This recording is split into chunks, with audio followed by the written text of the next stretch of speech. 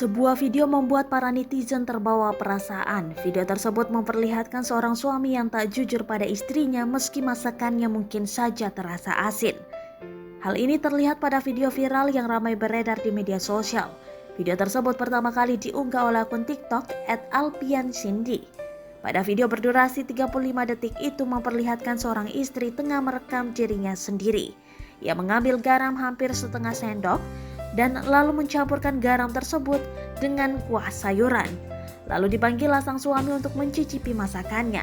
Sang suami dengan wajah yang tak tahu apa-apa mencicipi masakan istrinya tersebut. Tak disangka, meski awalnya wajahnya terlihat mengkerut karena keasinan, ia malah berbohong dan mengatakan bahwa masakan istrinya enak dan mantap. Ia beberapa kali menyebutkan masakan tersebut enak, meskipun ia sebenarnya sudah merasa keasinan mencicipi kuah sayur tersebut.